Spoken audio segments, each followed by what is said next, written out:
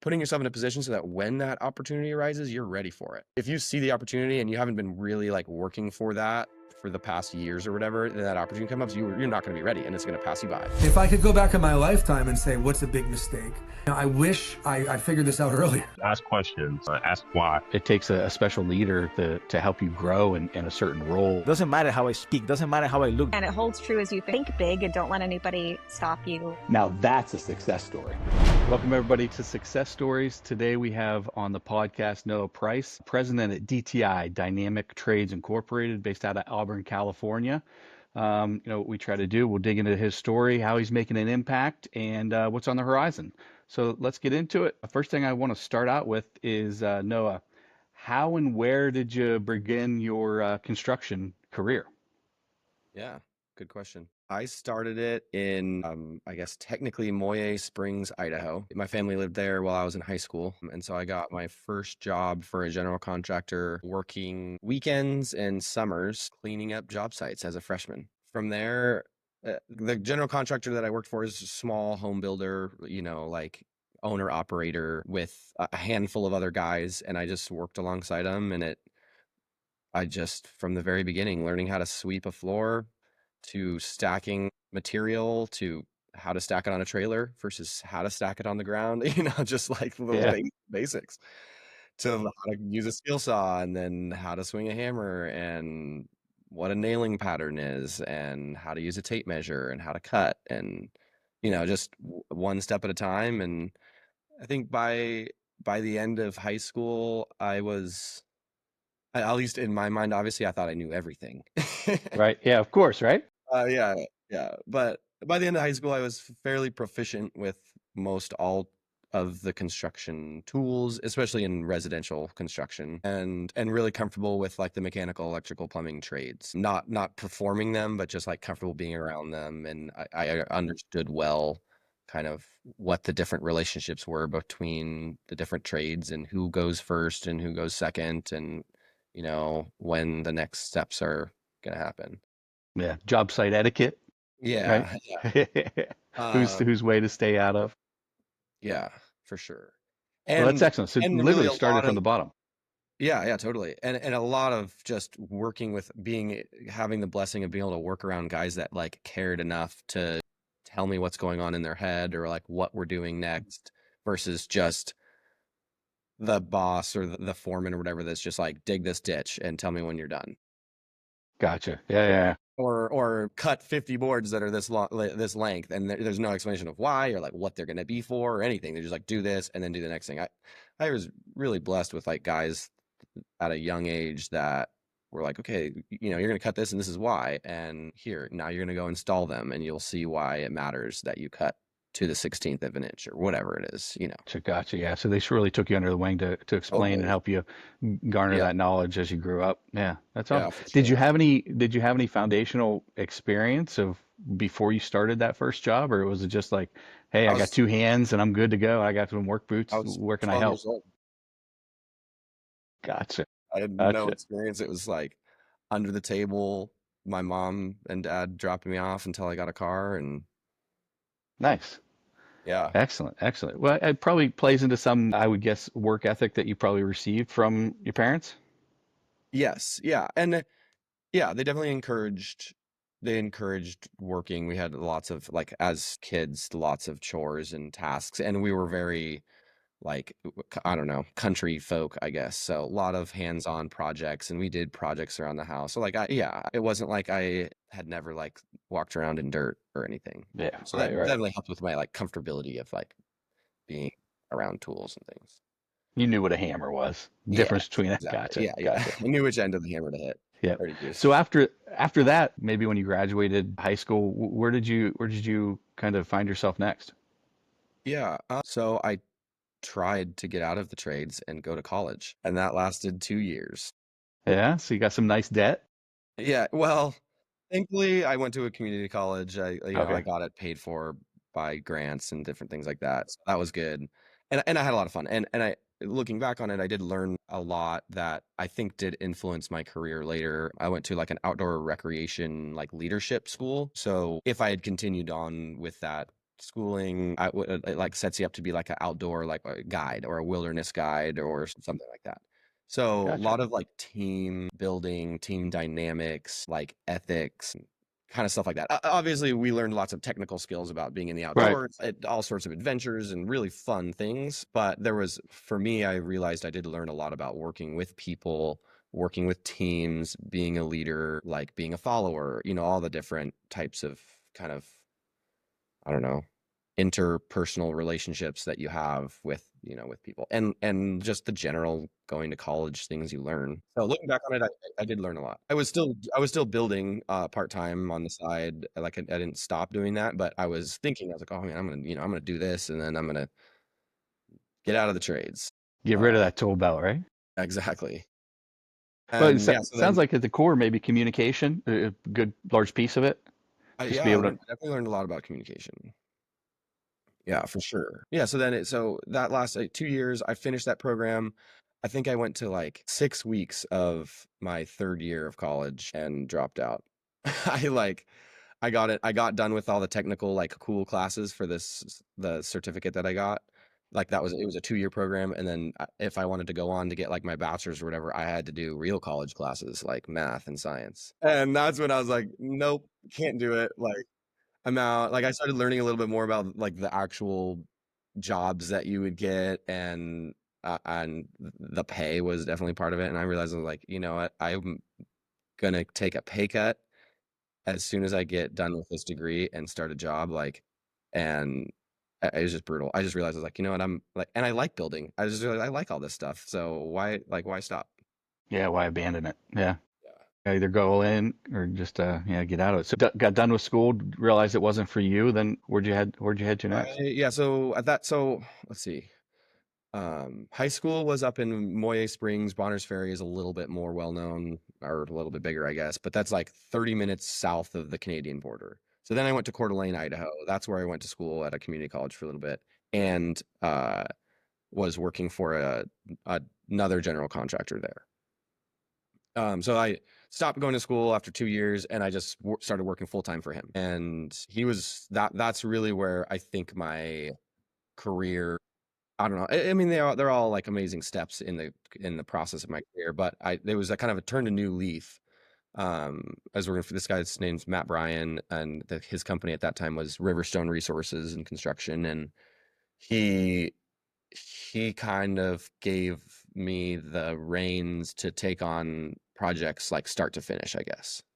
So from being able to like perform work and everything to be able to like start thinking about planning and problem solving and a lot more plan reading and working with clients and things like that. I was still self-performing a lot of most of the trade work, but then working with mechanical, electrical, plumbing contractors and all the different stuff, and I got to see Still in residential?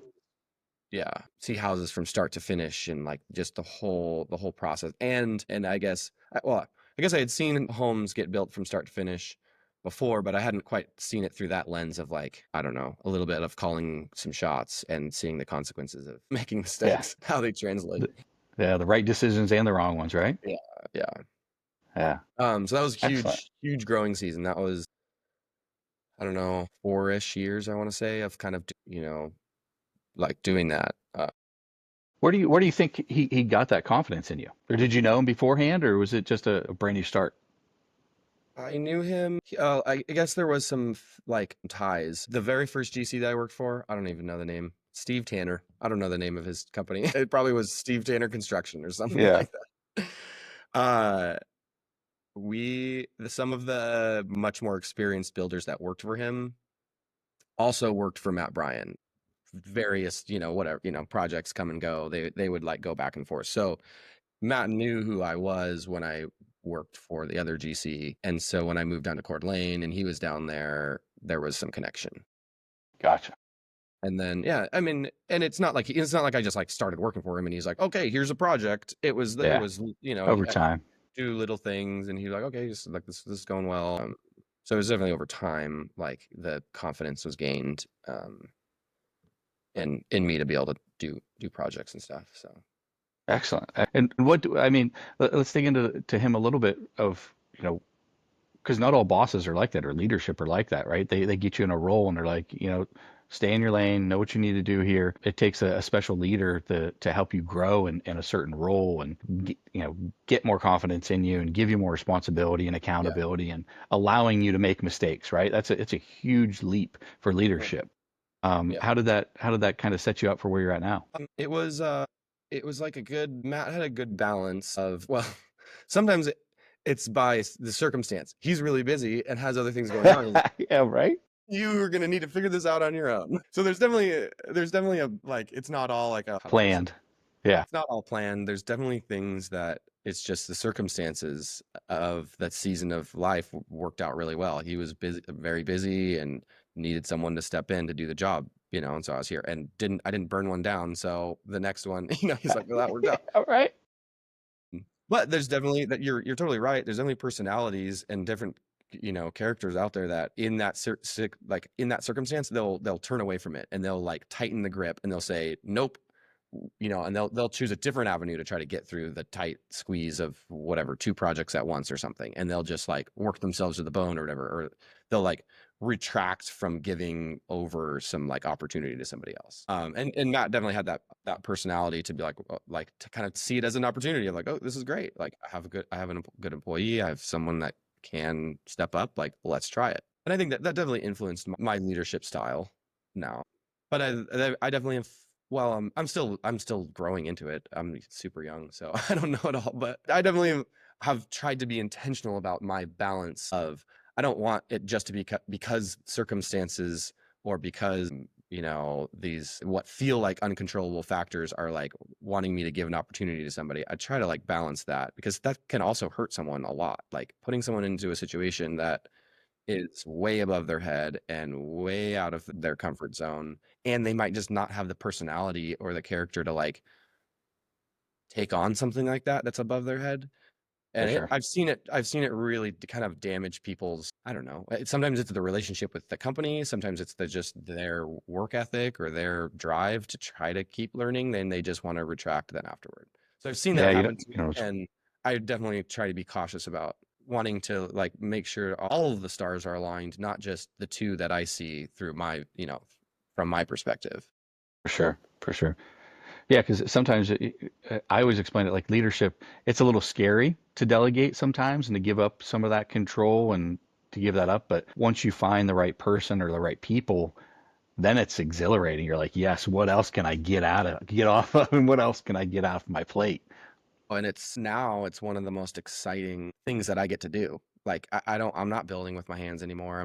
I don't get to see construction sites every day. I don't get all that. But seeing other people kind of take some of the reign and run with it, and like rise to the occasion to something that was challenging for them, and go build something that they didn't know how to build before, or operate a contract that was a new style of contracting or whatever, and seeing them do that's the most exciting thing I get to see on a daily basis, or I guess it's not usually daily excitement. It's more like Over six time, months though, goes yeah, by or a year, and you're like, oh man, like I felt like I did awesome with that. Like great. yeah, yeah. Gives you a sense of pride, right?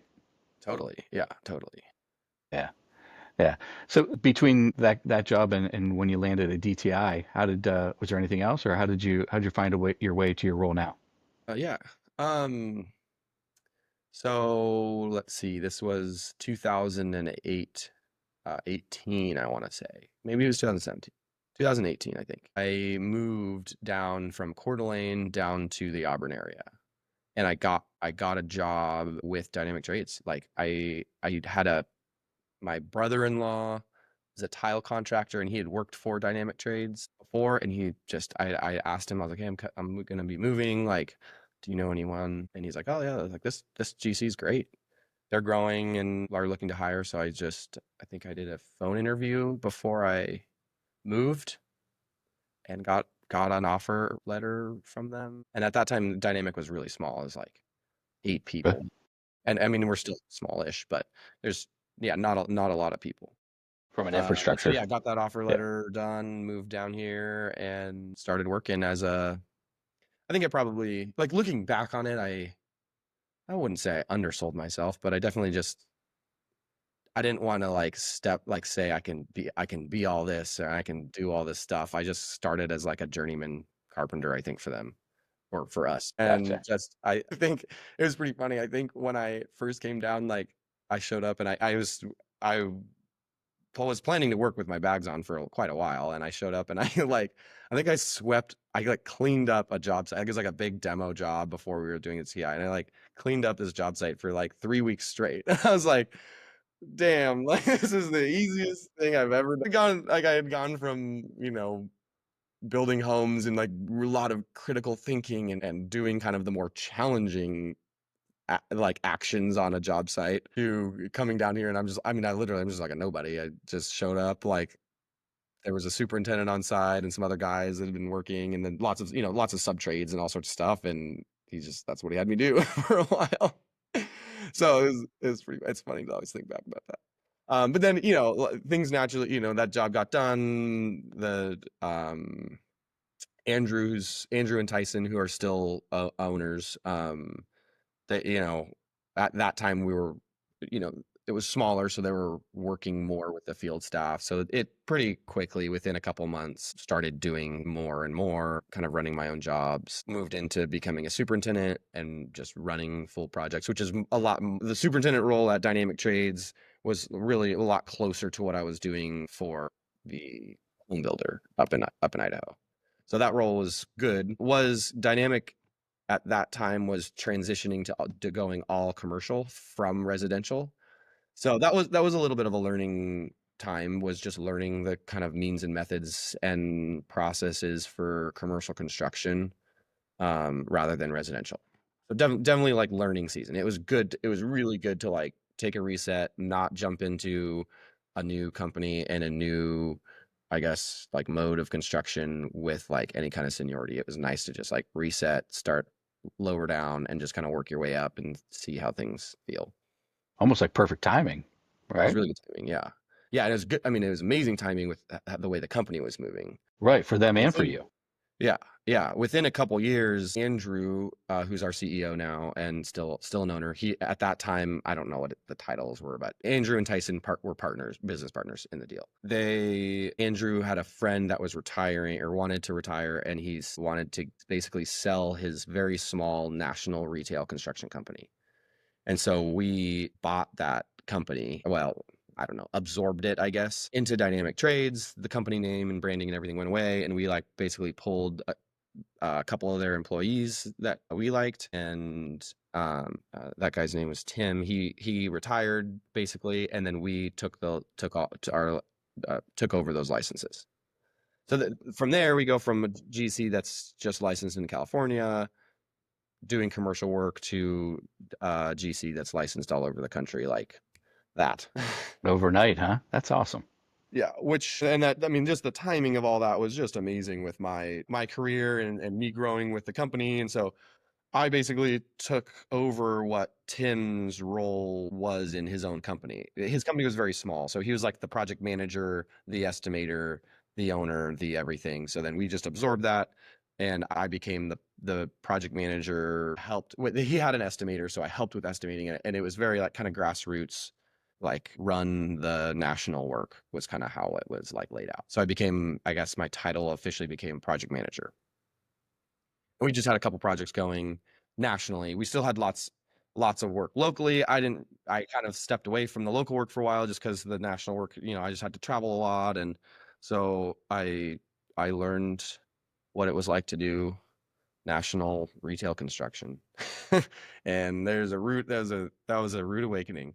Yeah. Another just like level of like the next kind of development in my career. And retail construction is another thing. Like it's just another beast. It's easy in some ways and really hard in other ways. Yeah.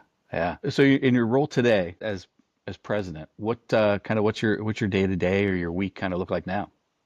Yeah. Can I give you a quick little like run up to how that changed? I For think that'll sure. help day For to sure. day. Yeah. Yeah. So from there, just lots of growth happens. So now, we went from 12 employees. I think when we bought TJU, that kind of became 12-ish employees or something, to now we have just under 50. Wow. We're just And great. what kind of time frame was that? And this is 2020. I think. So this has been 5 years.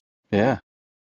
Um, and at one point we had 60. We went up to 60 employees, and then we kind of pared things down a little bit and are a little bit more efficient.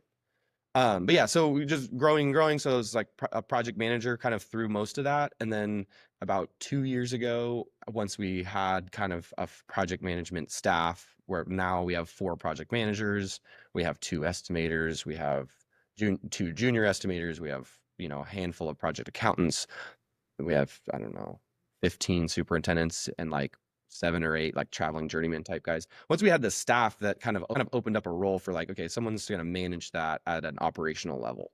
And that's where that COO title came in. Where Gotcha.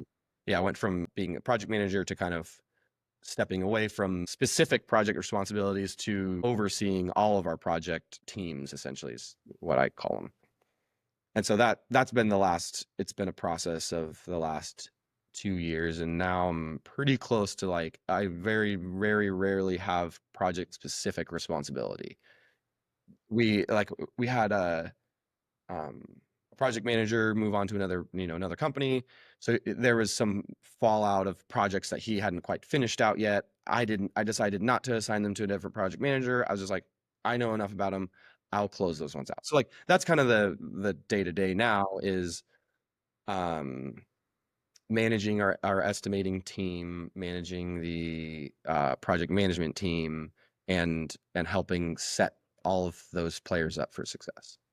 And then also being that person for people to escalate problems to that they're struggling to solve. That So internal resource for people to, yeah, you fill in the gaps if needed, you help them out when needed. Gotcha. yeah.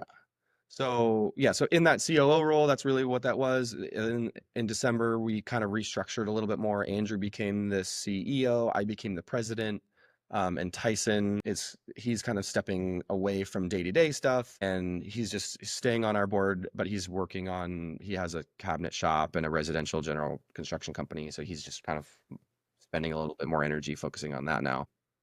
So in the president role, um it's still roughly the same, I guess, duties as what I was doing before. But the goal is to kind of continue to step away from project specific stuff, and really, really, I look at it as basically I'm a support role to the project team, to the people that do the work. And like in a perfect world, if everything went perfectly, my job wouldn't exist. Which never happens though. Yeah, yeah, exactly. That just never happens. But if everything went perfect, like we have sales and we have a project management managers and we have accounting, and if everyone just like, and the clients and subs and everyone got along perfect, and I wouldn't need to do anything. But yeah, so like day to day, there's a lot of just setup and kind of, I don't know, trying to have like forward vision for how much work we have coming in, how much we need, and then, what project managers are going to work on what projects, and how are we going to set up our internal teams to tackle all the work that we have going. And then kind of what's maybe rear vision, or like vision backwards, looking at how projects have been going, and um, That then assessment. kind of a split of like, okay, performance wise, like making sure clients are happy with what's going on and our construction quality is good, and that we have good systems and teams in place and are working with good subcontractors and good superintendents so that we can keep doing what we're doing. So it's kind of the operational side of the work. And then there's the financial side of the work, which unfortunately bears quite a bit of weight because it's our ability to keep working. So then looking back and seeing, okay, how are we performing financially? I work with our controller, Hannah, and we have like a CFO, contracted kind of CFO group that helps with reporting and overall financial performance, both backwards, how we've done in the past, and a projection going forward of what it's looking like we're going to be able to do. So yeah, kind of a blend of all those things, trying to stay as in the mix with all of our staff as possible, so I really know what's going on, but then also pull out of that and see high level stuff of what, if we need to make kind of overall changes, of course. One small, profitability, just a little minor detail, Just a right? minor detail. Exactly. It's just tough because it's like, from my, I guess, background, it's not like what I'm in it for, I guess, because I wouldn't call myself a career businessman. I'm not an entrepreneurial person per se. I'm definitely not business minded in the traditional sense. I didn't go to business school. I didn't do anything. Like I just like to build stuff. So in some ways it is kind of a minor thing that you forget about. You're like, oh yeah, we have to make money or else the bills don't get paid. So that's been that, and that's really in the last year, that's been, I think, the biggest, that's that kind of next chapter of my career development has been on that end. Definitely the financial side of running a construction company, which Gotcha. is not super fun.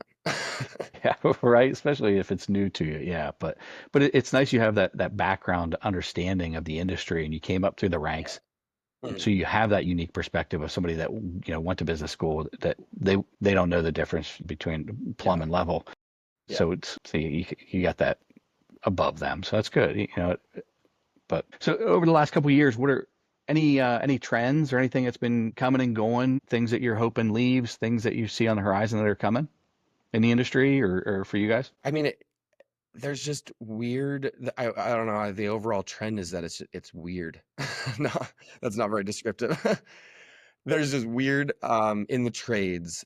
There's uh there's not very many young people that have been working in the trades for a long period of time. And so there's this for like pre me, kind of the generation above me, there was a stigma about like, and I guess it's my generation, construction or the trade work is kind of your last resort.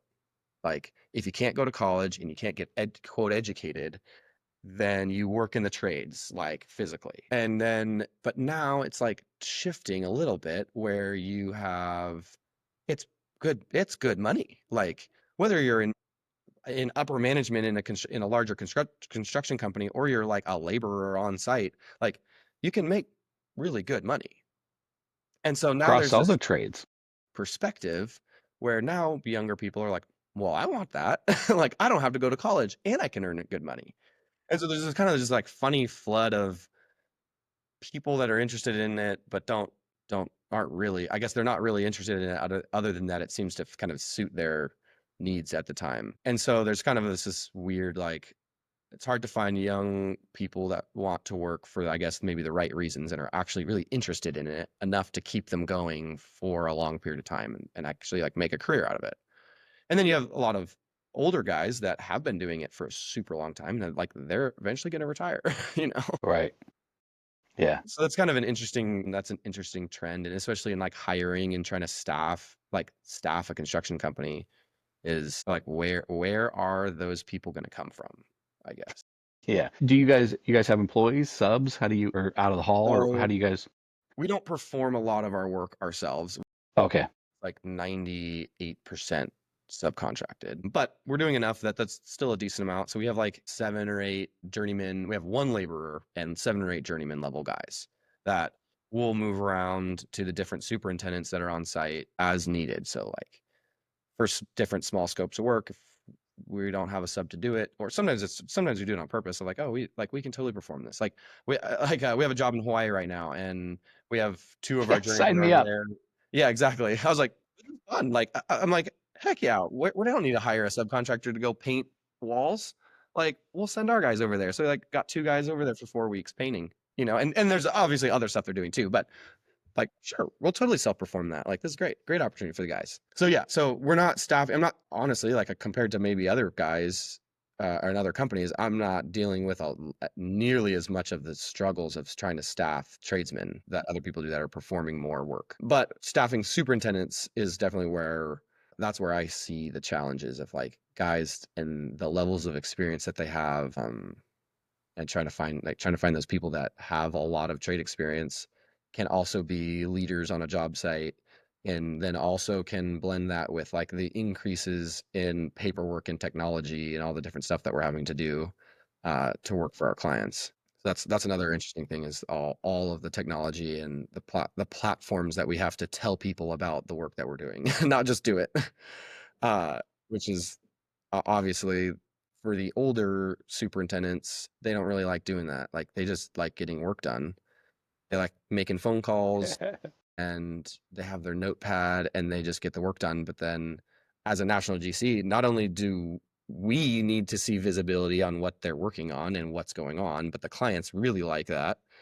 And so there's definitely issues there sometimes with just the communication. So, And I think you hit it on the nail on the head with the staffing and the kids coming out. Like, when we were coming up, we're closer to the same age, but it was the trades were a last resort, right? And now, while there may be less going into it, but the people that are going into it, they're invested in it. It's what they want to do.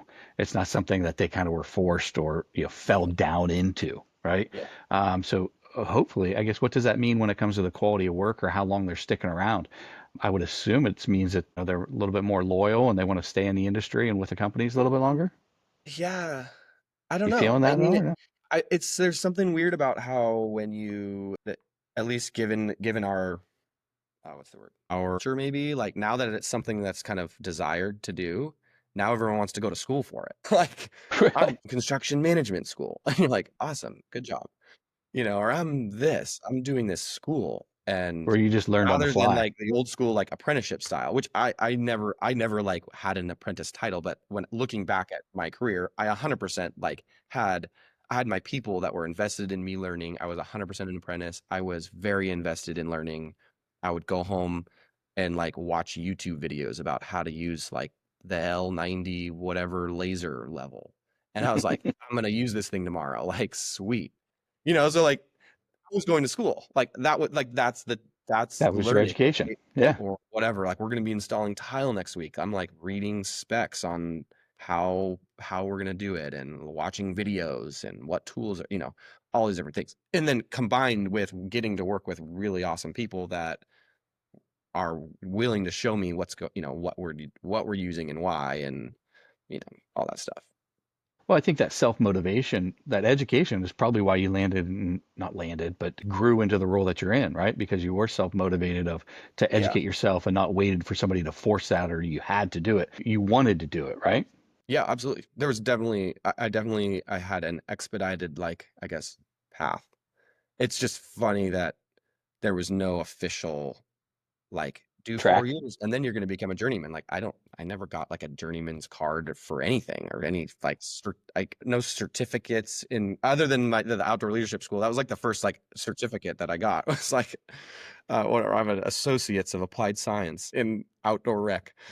But now, yeah, now that's how people work is they want to like, if they want something, I guess, or some kind of career, it's like, oh, well, you gotta go to school for it if you want to have a job there, rather than just like go get a job and learn how to Yeah, do it. do it. Do it. Yep. So that's interesting to see how that plays out. Because then you have people that come into the industry are fairly young still, but have some kind of piece of paper that says I know how to build a critical path schedule and manage a budget or whatever it is, like from some kind of construction school. And that's another interesting dynamic. It's like, well, Now you got that's entitlement. yeah, that's cool to do that. But it's irreplaceable. Like the on-site just daily experience and years of seeing construction go wrong and go right and go sideways and all that stuff it is very, very hard to just turn that into a class. A lot of So variables, right? Real world. yeah. But then yeah, I don't know. I'm just brainstorming now. You've got me thinking. But then it's also tough because some people don't have the same type of drive to learn on their own. And so some people will get a job for a construction company and literally go nowhere for 5 years because they literally get told to go dig a ditch or nail these boards together. And that's all that it is. But I mean, in that case, then yes, like those people should try to go to school. I don't know, do something other than nail two boards together for 5 years. Yeah. Yeah. So there's a tough balance. I guess I don't have an answer for that one. Well, I think ever since, I mean, in your industry, it's even more, the spotlight's on it even more. But even coming out of COVID, like everybody, staffing issues left and right, and trying to find people, and then trying to find the right people. It's Yeah. a common theme everywhere. But unbelievably, 5 years later, we're still dealing with it, and it still hasn't changed. I think there's probably, well, I talk to people around the country, and there's pockets where it's good, and people aren't hurting or feeling it as much as other places. But yeah, it's everywhere. Yeah. Yeah. So what do you got? What do you Overall, see I would on? say that we're pretty blessed with we've got awesome staff. Like it's pretty amazing. We mean had rocky employees for sure in the past, but Yeah. We Everybody have does. pretty great staff, and at least for the roles that we're hiring for right now, it doesn't seem impossible to find good people. They're definitely out there. So like that is Right. encouraging. It's not all doom and gloom. I would say Yeah. I feel more for the contractors or I guess subcontractors that are trying to like if you have a big job and you need 25 electricians or whatever, that's where it's like, man, that would be tough. That's hard. Right. Yeah. The boots on site, right? Yeah. They're dealing with So that our hard. subcontractors really bear the brunt of the staffing needs because as far as like that, they're the ones that we rely on them to bring the labor. We we Yeah. hire those companies for that reason. So Yep. What about when it comes to jobs, customers, clients across the globe? Where you talked about the retail a little bit, and your guys' base there. How do you guys go about that? What have you guys been feeling there, or any yeah, trends? we so that the client side and the business development stuff is really that's very much so Andrew's world, and he's done an awesome job with our business development and growth. Obviously, you can see from going from being quite small to we're doing a lot more work than we used to do, So that's all Andrew. And he's done a really good job of like intentionally staying diverse through kind of all the markets. So we're not strictly a retail contractor. Like we would have gone out of business in 20 whatever when COVID, when Yeah. just all retail construction stopped. Um, so we have some retail. We're doing some small like ground up development, the kind of like 5 acre lots with putting we're doing some like heavy equipment rental sites, and we've done some small like 10,000 square foot like daycare schools and things like that. And you And guys then really you want to get into like the design build, right? That's where you guys are wanting to grow, that's or where we would like to live. I would gotcha. say it's Okay. not I couldn't say right now that is the meat and potatoes of our company, but we would like to live more in design build. We've definitely have maybe I don't know, 20% or something of construction, we get to hold the prime contract on design and then go build it. But that is where we'd like to be. And it's that I don't know, it's just more all encompassing and we get to control and really like help deliver a good product rather than just get a set of plans and bid it and then go build it, I guess. Yeah. But Do the you guys reality do is development as well, like land ownership and develop, or no? not in DTI as a whole, or not inside DTI's, I guess, walls. Um, yeah. But yeah, I guess client wise, like I don't know. I mean, there's on the retail side, it seems like it's clipping along fine right now. Money is, I think, still kind of expensive, and so for people that can't, that aren't like cash flowing a project per se, so like a smaller business that needs to like take on debt, I think it's hard for like smaller developers and smaller people to get something going, just because it's the interest rates are expensive or are high. Um, so I think that's tough, but it's still happening. We have a fair amount of like franchises that we work with. So there's like those are like small business owners that get loans and buy into the franchise and then get a loan for our construction project, and it seems to pencil like it's happening, which is that's encouraging. I think it's just there's definitely obviously from our perspective there's all this pressure. You got to be cheaper. You got to be cheaper. But the projects are still getting built. So and there's like Excellent. we've got a handful of car washes going right now, or we're finishing one now, starting one, hopefully going to start another one, and those are another one that are I don't know, like they're kind of mid smaller size developments where they're investing $5 million in construction, and then I don't know, there's probably another couple million in equipment, and I don't know, it probably costs $10 million to get a car wash going. I don't know exactly what all the real estate side and all the like soft costs of getting one started are, but construction is usually about 5 million. So Yeah. So what's your guys' DTI what dynamic? What's your top challenge right now for growth or for moving forward in the future? Or what are you guys looking at? top challenge. Everything's going so good now. Great. I would say the top challenge is like the measured kind of growth. So figuring out where that nice efficient line is of growing quickly, but not too quickly. And I think in construction, it's a lot harder to grow fast than in a lot of the more young industries. Like, you can you can do a tech startup and be quite large in 2 years. It's insane. And you're like, man, that thing's like a house of cards, like holy crap. And obviously sometimes they fail, but then other times they don't. And you're like, man, that's great. These guys like started this business and they're going gangbusters and it's awesome. And they did it really quickly. Like construction, I mean, it's the oldest industry in the world. Well, one of them, Yeah. and like we're competing against GCs that have been around for 100 years.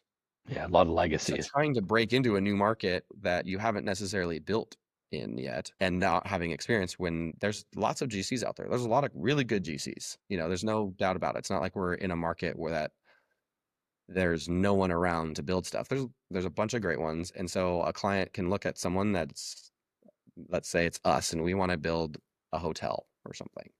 And they can look at 3 other GCs that all have been building hotels for 50 years. That's hard. That's really hard to break into those markets. And so then that's when like that measured growth of like, okay, how much do we push for that and try to go get something that's outside of maybe our wheelhouse to go grow and to build something new that we haven't built yet, versus how much do we just kind of stay in our lane and keep building what we've been building before. And what are it's dangerous and risky to build something bigger than you have before, Mm. or that's not that you don't have like direct applicable experience for. Yeah. Yeah. Um, Risky, but and also we don't really exciting want to probably sit around. too. What's that? I said risky, but probably exciting as well, It is exciting, yeah. right? And then everyone, everyone that the GC that's been doing it for 50 years, they started somewhere too. You know what I mean? Like they at one point made that leap of faith, I guess. So I would say that's our top for us, like our company right now. That's the kind of the top challenge is like finding that balance and like making those decisions of like, should we pull the trigger and go after this type of thing or not? And where are those decisions? And those are hard because hindsight will tell you if it was a good idea or not, but it's hard in the beginning to say. And Yeah. there's definitely some projects that like I look back on and be like, it would have been really awesome to say no to that one. Like just man, you're just like, man, things did not Yeah. go smooth. Like that Yeah. would have been a great one to not have said yes to. But Yeah. there's just no way to know. I mean, yeah, we can take our lashings and Yeah. the Take your things lumps. and then use them as a filter for like looking forward and go, okay, like I'm seeing some hints of like this one might not go so good. Like funding seems finicky, things like that. Yeah. Yeah. And Yeah, there's not like, all money, not all revenue is good revenue, right? And yeah, even in the ones where you kind of wish you wouldn't have taken on, there's a something to be learned there, right? And how can we apply what we learned and what we got ourselves into, or what happened on that? How do we apply that to the future and where we're going?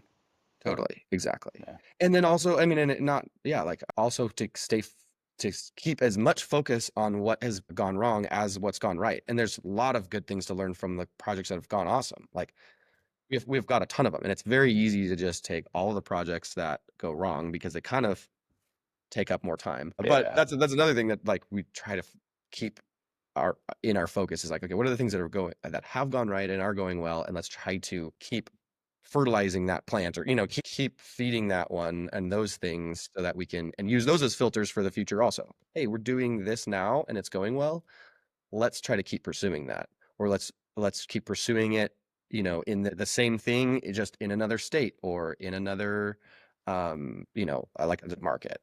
Yeah. Yeah, so it looks like your guys, or sounds like your guys' kind of growth is more expansion width rather than deeper and going all in. Because I love the diversification of the client base, because then with our economy or how things are going, you guys are kind of just weathering the storm, nice and flat. Well, hopefully not flat, but Yeah, sustained growth, right? yeah, Yeah, yeah.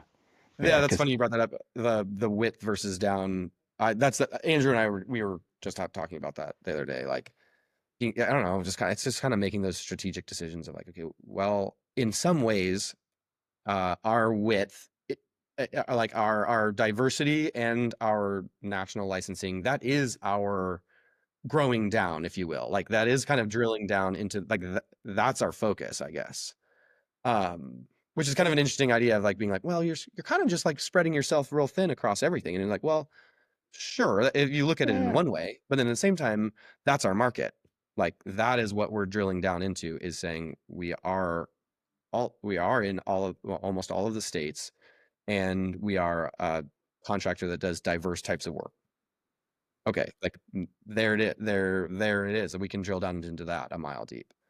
And so that I think that's there's still lots of strategic decisions to make about that. And it's not like I know exactly how that plays out, but that is kind of an interesting way to look at it, I guess. What do you see as some kind of emerging industries or verticals that maybe are on the horizon? For us, we're working to get into like studio space, building studios, and in like the movie and Really? broadcasting industry, which is kind of weird. I don't think many Yeah, it's people different. would say that's like an emerging industry. Definitely, it's been around for a long time, but I think there's emerging construction in it. So we're building one in LA, pretty nice sized studio right now, and so we'd like to build some more. I think there's going to be, well, I know that there's new studios and things getting built, and stuff is kind of moving maybe away from LA and into other areas. You could have given me 100 guesses on you would have answered that, and I would have never picked that one. Not a chance. That's interesting. Yeah, we don't have it. I don't think we have it advertised on our website or anything yet. Which still, like, we can't post about it yet until it's built all the way and open. Yeah. Uh, but that's an exciting project. And then another one that's new that we're working on getting into is data centers. So that's kind of like following the trend of AI. I mean, just insane amounts of data and storage and cloud space and all that stuff. And like the reality is, there's still physical s- there's physical machinery and hardware that makes that stuff happen, and it has to go somewhere, and it's in a very big building. So we'd like to Yeah. build. Yeah, the Yeah. So Midwest has that's been a hub for these data centers coming in. Like we're based in Ohio, and okay. Ohio, I think we've had a few announcements, maybe four or five, of Google, Facebook bringing their data centers, Intel bringing their manufacturing around. But the data centers, yeah, it's huge, huge. Yeah. So that's definitely a Interesting. kind of a market, a newer market that we'd like to be around and kind of in. Excellent. So, what to address maybe that width or that depth type of question, that that strategy? How often do you guys have those conversations, or and I know it kind of falls on Andrew on his lap, but I'm sure, if I would assume, if my impression of him is correct, that he kind of leans on you, and also you're a sounding board for him as well. How do those conversations go, or what kind of timeline is that? Like a 1 year, or how far out do you guys look? 3 years, 5 years, 10 years, or are you guys like next 3 months we're grinding right now? Well, yeah. I mean, that's kind of answered by I guess, our intentional diversity. There are markets and there's work that we're working on getting right now. Like, so we have like and it's more retail work. We like to be bidding on and are strategically going after projects that come up quick, get built, and we move forward. And then there's the 3-year goals of doing larger projects, designing them ourselves, and then starting to build. And then there's the 10-year goals of like, okay, well, if we want to build an entire data center ourselves, like what does that look like? What's the capital that we need?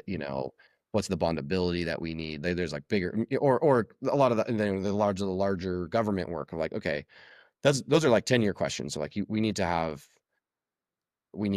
like experience. So we need to like find those stepping stone projects that you can get that are, okay, we did this one. Now we can do the next size. Now we can do the next size. Now we can, uh, build those stepping stones to be able to then arrive in 10 years and be like, okay, cool, we can bond for, $300 million at a time, and we have past experience that maybe it's not that exact project, but it's like, okay, we have 3 projects that are similar, maybe a little smaller or whatever, that we've all done successfully. So anyway, I guess I got rabbit trailed there on your No, yeah. question. How often do those conversations happen? I would say every 2 or 3 weeks we have like Oh, Andrew and I meet, and we're Andrew and I are like, it's awesome. We work a lot together. We're great friends. We live in the same town, so like there's a lot of passing conversations. We're not usually sitting down going like, let's strategize. It's a lot of just we have, ideas will come up. We'll be talking, we'll be skiing or whatever, or we're traveling or doing something fun. And then we'll just kind of start talking about goals and strategies and where we're at and what we're going for. And so, Yeah. It's great and to then have a there's relationship like every that once in where a it while, they're blends life and work. sorry, say that again. I said it's great to have a relationship like that where it blends life and work kind of Yeah, together and you enjoy those conversations, not like, oh my gosh, I got this meeting next month totally. type of stuff. Yeah, Yeah. totally. It is fun. Yep. And then, yeah, every once in a while, there's more pointed ones like at our, maybe at our monthly board meetings where it is a more like kind of, okay, we have our goals for the end of, for our target revenues for the year. Okay, well, what are the practical things that we're going to be doing to ensure that we actually hit the revenue goals for this year? And those, those conversations, we'll have those like monthly, I guess, whether not necessarily that we're like changing them, but just more checking in on, how they're going. How things are pacing. Gotcha. So back to your career and how you came up through the ranks. Are there people specifically? Are there books? Are there any quotes, things of that nature that you're like, man, this really had an impact on me personally, on my career, where I keep this, this thought or I keep this image nearby? It's a deep Well, question, right? if you want to go all the way to the straight answer, I mean, like, I'm a believer in Jesus and Faith. God, and so like if at the very root of it all, that's the thing that keeps my heart beating and my lungs Yeah, for breathing. sure. Yeah. So that like that's really it. And I think God's put incredible people in my life that have, and we've talked about some of them, Steve, Matt, Andrew. Now, like, Andrew owned the company with Tyson when I started, and now, and I was just an employee of his. I could have been, that relationship could have been a blip. Like, I could have moved on to a different company. I worked for 6 months, and none of the stuff would have happened. So like Tyson and Andrew, I mean, it's just amazing to like get to start working for them. I think it's 6.5 years ago, and like, man, who could have like orchestrated that? Yeah. So I think God's really put like incredible people in my life, like, and the list goes on. My older and my younger brothers are both, they're in the construction industry, and they have an incredible amount of influence on who I am and how I build, all that stuff. And the list goes on. There's too many people. Excellent. I could talk to you Excellent. for hours and hours and hours about different stories and different people that have like, oh yeah, then I worked with this guy and he taught me that, Yeah. all Yeah. sorts of stuff. Yeah, it's amazing how many people I talk to, and I have never yet spoken to one person where they're like, I had a plan, I wanted to go from here to here, and that's what Yeah, I did. Right? yeah, Nobody, it never happens that way. totally. It's Yeah, just the luck and like you said, the faith and a little bit of luck and putting yourself in the right position to be opportunistic when something presents itself. yeah, yeah. That's a good way to put that. I think it's like when you look back at it, you can kind of see it happening, but like really learning, like putting yourself in a position so that when that opportunity arises, you're ready for it. You can't, if you see the opportunity and you haven't been really like working for that uh for the past years or whatever, then that opportunity comes up, you're not going to be ready and it's going to pass you by.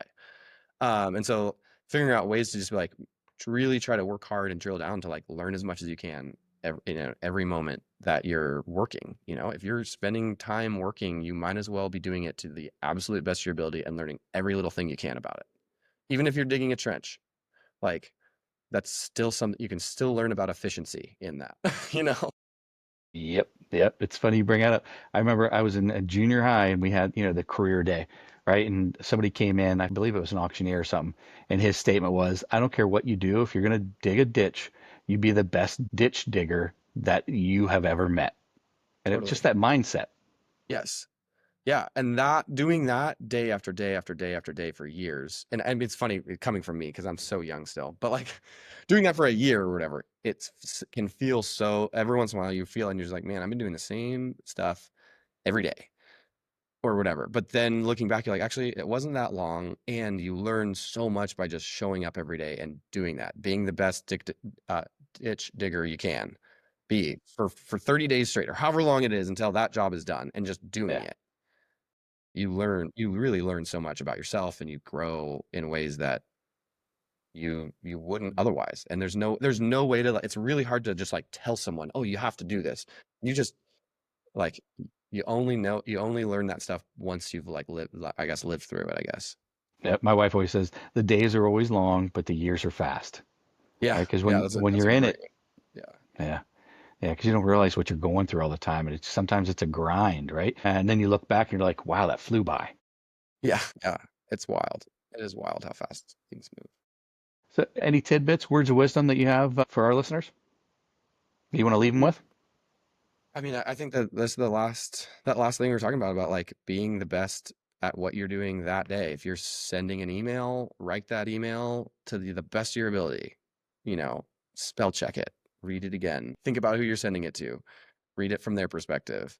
Like if you're digging a ditch or whatever, nailing a header together, like do that to the best that you can. Make your nails nice and evenly spaced, even if they don't need, like those little things.